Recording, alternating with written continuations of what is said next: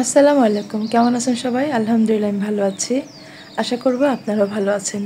দেশের বাইরের আমার সকল বন্ধু-বান্ধব, শুভাকাঙ্ক্ষী, ভাই-বোন সবাইকে অনেক অনেক ধন্যবাদ আর ভালোবাসা জানিয়ে আজকের মূল রান্নায় চলে যাচ্ছে। চলে আসেন আমার রান্নাঘরে। সমস্ত টিপস অ্যান্ড ট্রিক্স পেয়ে যাবেন মূলা শাক রান্না করার।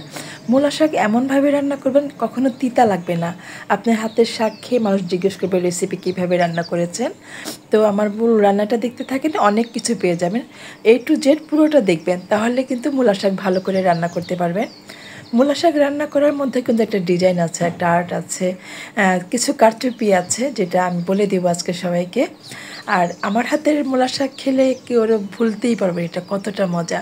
আমার খুব ফেভারিট, আমি খুব মন দিয়ে এই জন্য এটাকে রান্না করি। মূলা শাক আমি ভীষণ পছন্দ করি, সাথে একটু চিংড়ি মাছ কিন্তু থাকতেই হবে। চিংড়ি মাছ না থাকলে কিন্তু মূলা শাকের কোনো ভ্যালু নেই মনে হয় আর কি। তো দেখেন শাকটা কত সুন্দর কালার হয়েছে। চলে আসেন মূল রান্নাঘরে। আমি শাকটাকে চিকন করে কুচি কুচি করে কেটে নিয়েছি, একেবারে ফাইন চপ করে যেমন করে কাটতে হয় এমন ওইভাবে কেটে নিয়েছি। কেটে ধুয়ে পানি ঝরিয়ে নিয়েছি আর একটু সিদ্ধ করে নিব। মূলা শাকটা কিন্তু সিদ্ধ করে রান্না করবেন। সিদ্ধ করে রান্না করে যখন নামিয়ে নেবেন ঠান্ডা করে, একটু লবণ দিলাম, মরিচ দিলাম 7-8টার মতো, পেঁয়াজ দিলাম 2টার মতো। এটা সিদ্ধ করব লবণ দিয়ে, মরিচ দিয়ে, পেঁয়াজ দিয়ে। এটা যখন সিদ্ধ হয়ে যাবে, ভালো করে সিদ্ধ করতে হবে যেন আপনার খাওয়ার উপযুক্ত হয়। এরকম করে সিদ্ধ করে নিলে আপনার এটা থেকে পানি বেরিয়ে যাবে।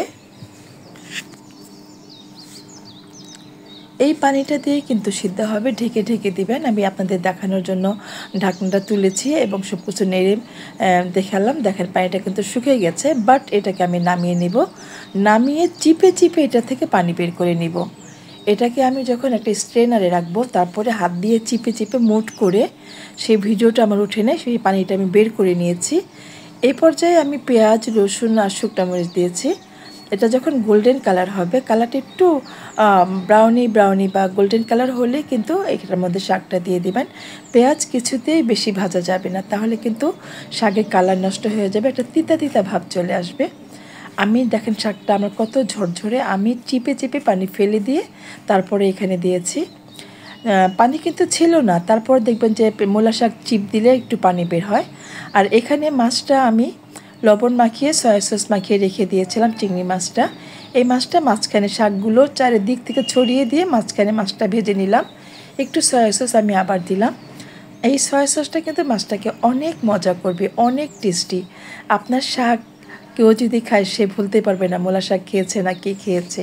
এটা এত টেস্টি হবে, দারুণ শাক। কিন্তু আমি বলবো আপনারা এভাবে ট্রাই করে দেখবেন। মাঝখান থেকে আমি মাছটা ভেজে নিয়ে মিলিয়ে দিলাম। আর এতে করে যে সাইডে দিয়ে শাকটা রেখে দিয়েছিলাম, শাকের পানিটা পুরোটাই শুকিয়ে নিয়েছে আর ড্রাই হয়ে গিয়েছিল এবং মেশানোর পরে খুব সুন্দর অ্যাডজাস্ট হয়ে গেছে। দেখেন এইভাবে সুন্দর করে মিশিয়ে নেবেন শাকটা। আর এটার মজা কতটা বলবো, আমি শুধু এটা দিয়েই ভাত খাবো আজকে। এটা আমার এত ফেভারিট, আমি মূলা শাক অনেক বেশি পছন্দ করি। দেখেন কত সুন্দর ঝরঝরে আর ভাজা হয়েছে, কি সুন্দর কালার আছে। কালারটা সবুজ সবুজ রাখার চেষ্টা করবেন, অবশ্যই ট্রাই করবেন। বেশি রান্না করে ফেলে কিন্তু কালারটা লালচে কালার হয়ে যাবে বা ডিপ গ্রিন কালার হয়ে যাবে, ওটা ভালো লাগবে না। হ্যাঁ, এইরকম একটু সবুজ কালার, এরকম কালারটাই আমার পছন্দ। এ পর্যায়ে কিন্তু দেখেন কোনো পানি নেই, একেবারেই ঝরঝরা এবং লেগে যায়নি। কতটা সুন্দর রান্না হয়েছে। সো আপনারা কিন্তু এভাবে ট্রাই করে দেখতে পারেন। যে খান না সেও কিন্তু খাবেন, মূলা শাক এত প্রিয়। আমি বলবো যে আমার রেসিপি ফলো করে সেম রান্না করে বলবেন কেমন হয়েছিল। আমাকে ছোট্ট করে একটু কমেন্ট করবেন, আমি কিন্তু আপনাদের কমেন্ট পড়ি, আপনাদের কমেন্টের জন্য অপেক্ষা করি। একটা সাধারণ শাক মূলা শাক, আমাদের দেশীয় শাক, কিন্তু এটার মধ্যে কিন্তু অনেক টেস্ট লুকিয়ে আছে।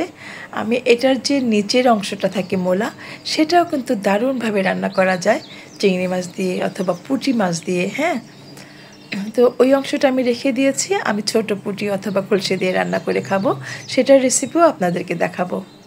দেখেন ফাইনাল লুকটা কত সুন্দর কালার হয়েছে আর একটা গ্রিন গ্রিন ভাব। এই জিনিসটাই আমার ফেভারিট, বেশি ভালো লাগে। রান্না করার সময় আমি এটাই খেয়াল রাখি যেন রান্নার কালারটা ঠিক থাকে এবং স্বাদ কোনো অংশে যেন কমে না যায়। ফাইনাল লুকটা দেখেন কত সুন্দর হয়েছে। রান্না মনের মতো হলে খেয়ে কিন্তু মন ভরে যায়। আর প্রিয় খাবারের প্রতি আমি খুব নজর দিয়ে রান্না করি। দেখেন কত ভালো লাগছে আমার। বারবার সেজন্য আপনাদেরকে আমি ক্লোজ করে দেখাচ্ছি কতটা ঝরঝরে, কতটা কালারফুল। এই শীতের মধ্যে কিন্তু ভালো ভালো সুন্দর সুন্দর সবজি, তাজা সবজি পাওয়া যায়, মূলা পাওয়া যায়। আপনারা কিন্তু এরকম করে সুন্দর করে খেয়ে নিতে পারেন। এখন আর মাছ মাংস লাগবে না, আমি শুধু শাক দিয়েই ভাত খাবো। ফাইনাল লুকটা দেখেন কত সুন্দর হয়েছে।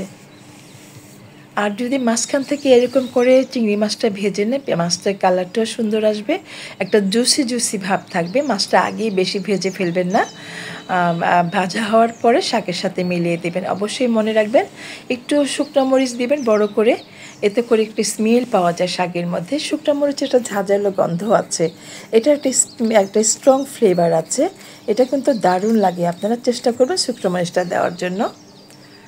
আর আমি কিন্তু অবশ্যই বারবার বলছি, আমি কিন্তু এই মাছটা সয়া সস দিয়ে মাখিয়ে রেখেছিলাম, লবণ দিয়ে।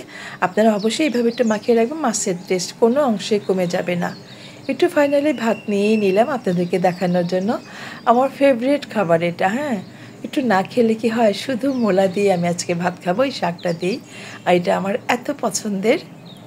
ভাত আমি খাই না, একবেলা ভাত খাই, কিন্তু একটু লেবু নিয়েছি, একটু কাঁচামরিচ, ওই যে বাঙালি আমরা, তাই না, একটু কাঁচামরিচ কামড় দিলে ভালো লাগবে। আমি কিন্তু মরিচ বেশি খাই।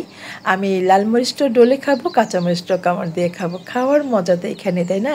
আমরা সাধারণ খাবারের মধ্যেই কিন্তু আমি স্বাদ খুঁজে নেই, বৈচিত্র্য খুঁজে নেই, এর ভালোবাসা আছে এর মধ্যে। আপনারা খেয়ে দেখবেন এইভাবে ঠিক আমার মতো করে কতটা মজা হয়। আমার প্রিয় খাবারটা কিন্তু মাঝে মাঝে আপনাদেরকে আমি খেয়ে দেখাই, দেখেন কত মজা।